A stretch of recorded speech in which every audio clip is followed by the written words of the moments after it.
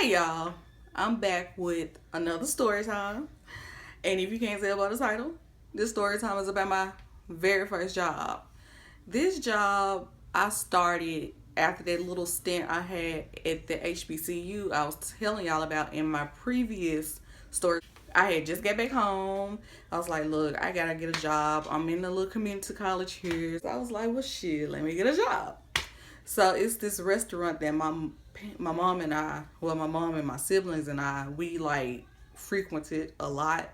And it wasn't really just that great. It was just like the vibe of it was kind of cool. Like it was just a cute little place. Everybody liked to go eat and say ooh and all this.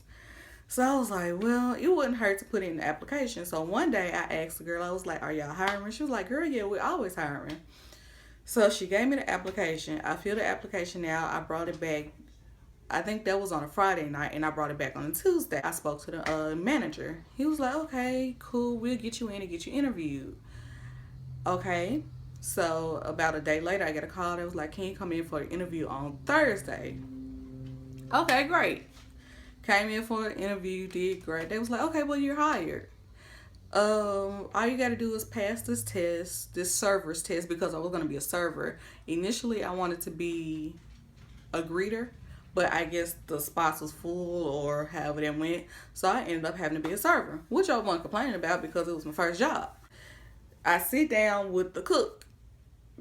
It was like the day after the interview. I come in, I sit down with the cook, and he gives me this package. He was like, look, you need to learn all of this stuff because this is the stuff that we serve. This is the type of stuff that we serve. And when someone asks you about it, you need to know every single thing about it. I said, okay, cool. So I learned everything. I came back the following week. He sat down with me. He quizzed me on it. I did decent, I guess, because they let me start working like the next day. They was like, just come to work, all black, hair pulled back. Cool. I can do that. Easy, right? So my first day on the job, I was supposed to be getting trained. And I get trained decently by this girl. And we still friends on Facebook or whatever, but I get trained by her and she was pretty cool. Like she was cool. Then I met some of the other people. They were all real cool. I met one of the girls behind the bar. They was cool. Then I met one of my five managers. Well, one of my three managers. I just had a bunch of other ones with keys. You know how they say she ain't really a manager. She just got some keys. It was a bunch of them. Okay, so I met everybody. I served my first table. I did pretty decent. I made, a pretty decent tip for that night. So mind y'all, this is from the time I put my application in until now. This is maybe November, like the first week of November. So okay, we getting into the holiday season, and I was working all night shifts from 4 until close. So my next day at work, what they tell me, okay, so you've been trained enough. We're gonna give you your first section. Okay, I'm gonna get my first section. Cool. So I get my first section, and me being new at it, like I was petrified. I can't even lie. I was scared, but I did it. I tried it, and it was like okay. I didn't do too great. I didn't do awesome because I first job new to this. I'm trying to. I'm learning. I'm all of that. I'm doing all of that. I'm doing it. Okay. So that goes by just the regular you live or you learn type situations. So one day, my section was one of the prime areas in the entire store. Like people, like out of towners, would come just to sit in this section because it was so pretty and so unique and all this and all that. So I got a few tables in this section one night, and it was a couple, and they had two kids. And they was like they was ordering up some stuff, girl. When I say they was ordering some stuff, they was ordering some stuff, appetizers and spaghetti and lasagna and baby everything. I was like, okay. So they was just ordering up all type of stuff. So when it got time for me to after they ate, like they got their food, they ate, they was like everything was great. They was like, okay, well here's our coupon. Coupon? What coupon? Mind y'all, I went through training, but I got told nothing about coupons and the in the newspaper, coupons. And I ain't heard shit about a coupon. So I was like, okay, well, I don't really know how this works because, like, this is my second week, but let me go ask one of my managers. And when I say a manager, I mean a bitch with some keys. Go figure. So I go ask her because she was the only one I saw on the floor, and she was walking around like she's heavy set and she got a real big ass booty. So she walking and swaying, checking on people. I was like, can I talk to you real quick? She was like, sure. So we go behind the wall and I was asking her about the coupon. I showed it to her. She's like, yeah, they can do that. I said, okay, cool. Because the way it was set up, you could either get two, I think it was like a plate of lasagna and a plate of spaghetti, or two lasagnas and two spaghetti. And the kids ate free. But for some reason, I don't know how it happened, but I think somebody ordered a chicken parmesan or something. It was just something random, and they was trying to get it on the thing so the second kid could eat free. And I thought it was okay, cool, because I had explained all of that to the lady, and she was like, yeah, it's cool, it's good. This is behind the wall. This is away from customers. This is one-on-one, we here. I said, okay, cool. So I go to put it in, and I can't put it in because it won't ring up because of the plate that you can't ring up on that coupon. So I go back and ask her. I was like, you sure I can do that? Because it won't let me ring it up. She was like, let me see the coupon. So she took the coupon. She politely took the coupon. She was like, okay, girl, we're going to go over here and talk to them. Just let them know that they can't do that. I said, cool. So we go to the little area. I'm standing there real quiet with a smile on my face. She was like, hey, y'all, I'm the manager. I was just coming to let y'all know that y'all can't do this. And I told her that y'all can't do this, but she just insisted. When I say the lady started lying, I was like, what? What are you talking about? We just had this whole discussion about me being able to do it, and you okayed it. Now all of a sudden you get in front of these customers and you want to show your ass. I was like, girl, okay, cool, whatever. So that's strike one of that night. Strike two of that night, in restaurants, if you work in a restaurant, you know you have to roll silverware. So it had started to die down, and I went in a little area and I started rolling silverware. This particular night, one of the ghetto girls was working, and I call her ghetto because she was ghetto as fuck. Her ugly ass was working, and I had rolled up some silverware and I set it to the side. And I had to go on the floor. I think I went on the floor to clean up or something, and I was coming back to finish rolling silverware and put it up. So, because it was when I say it was a requirement, like, they wouldn't let you leave unless you roll 50, 25, whatever it was, silverware. So, I went and did that.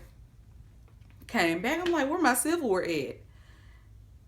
And it was only her, the little white guy, and some other random person back there that wouldn't been messing with it. He was like, I don't know. Because I just started rolling mines, and I only got these 3. And she was like, well, it ain't mine because I've been finished mine and I just turned it in.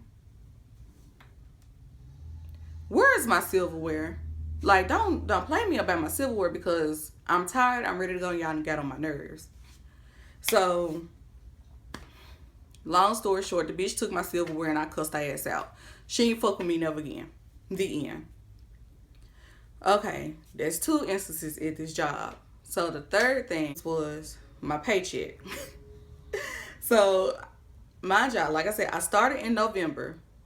I started the first week of November. I didn't get my first check until the middle of December. My first paper check I did not get into the middle of December.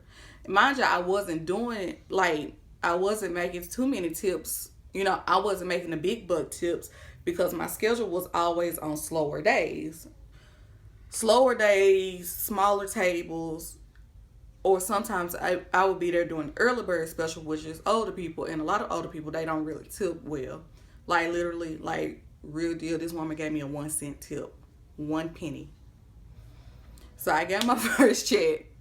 I'm sitting in the office, I'm talking to the manager guy. I'm like, okay, so you got my check? He was like, yeah, here you go. Y'all, I looked at that check. I said, okay, so where the rest of it? I'm getting another check, right? Y'all, the check was $17.25. I was like, I was like, what the fuck? Like, really, what the fuck?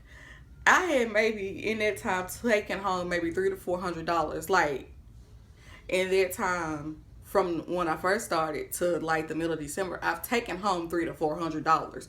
Period. That's it. Ain't no more.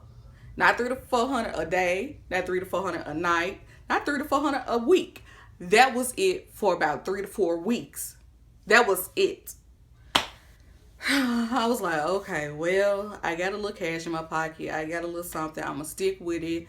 I'm going to get better. I'm going to get better tips. You know, I'm going to just stick to this and I'm going to just do what I got to do.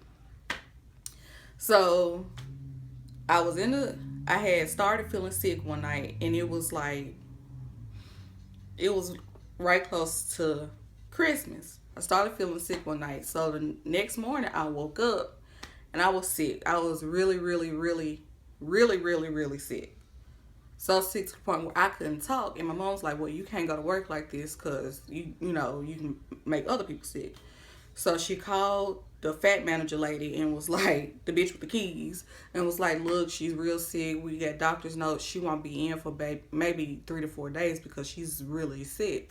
She was like, well, if she don't come in, she might not have a job by the time she get better. and the reason why she did this is because I got sick at work one night and I went home, but she went around telling people, Oh, she ain't nothing but a faker. She just be faking sick. no, bitch, I don't fake sick. When I'm real sick, I'm sick.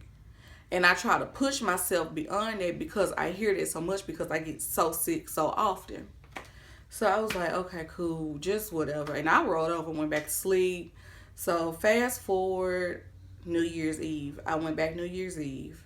I worked New Year's Eve. I didn't mind it. I figured I was going to get some money. Like, whatever, people out celebrating, popping bottles. Woo! Like, I figured I was going to get some money or whatever. So I went back to work New Year's Eve. Guess who needs a ride home? Fat manager bitch. She need a ride home. Cool, I give you a ride home. So by the time we get ready to leave, it's maybe 5:30, 6 o'clock in the evening, because pretty much everything closed down New Year's, early New Year's Eve, especially here in the South, everything closed down early. So by the time we get out, and it gets dark hella quick. So by the time we get out, it's pitch black, it's snowing, and me and my little Honda trying to make it to take her ass all the way on the other side of town.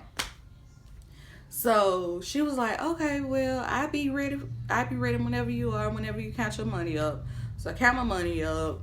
She was waiting at the door with her coat. She was sitting there with her arms crossed and her legs crossed, smiling and cheesing and shit. We left. We was the last. I think we was like the last two there, and maybe another person. We left. She locked the door. She was like, okay, this your car? I was like, yeah. The doors wasn't locked because I had a key lock thingy, the little clicker thing. So I unlocked the door. And I was about to start the car up so I could start getting the snow off. She was It's like, ooh, it's a lot of snow. She dusted a little off and she got her ass right in the car. Bitch, if you don't get your ass up out this damn car and help me get some of this snow off this car. So I said, okay, fine, whatever. Like, I was burning more gas to get to work than I was bringing home. My next check was like $20 or some shit like that. So I was just like, Mom, I can't do this no more. I'm done. Shortly after that, I got another retail job, and that's a whole nother story. I say about that later too. So I quit that job. I think I just stopped going. Like, I was just like, fuck it. I'm done. Like, fuck y'all. Fuck this money. I don't give a fuck. Leave me the fuck alone. Just whatever. Okay, this is where the plot thickens. So remember when I was telling y'all that my checks wasn't shit and I had to declare, well, I didn't tell y'all, but I had to declare so much that at night. Well, come to find out, a lot of us that was working there, we were getting basically scammed. It was a whole entire lawsuit. It was a class action lawsuit against that company where a lot of us were basically they were taking more money than they were supposed to from us. So I got that letter. I returned. I was like, really? I returned it just to see what had happened. And, and I forgot all about it. I completely forgot all about it. So it was maybe like a year later, and I got a whole check from them for $30.79. And it came in a time when I really needed it. Like, I ain't have no gas money. I ain't have nothing, but I got that check. No, it was like 2 years later, because it was recent. I was with my fiance. I was with him when I got that check. Like, recently. For that to be a first job, it wasn't shitty at first, but then it became more and more apparent how shitty that job was. So yeah, that's about my first job. I'm gonna give y'all another story time about my second job, which was even worse. Like, it was horrible. But yeah, y'all.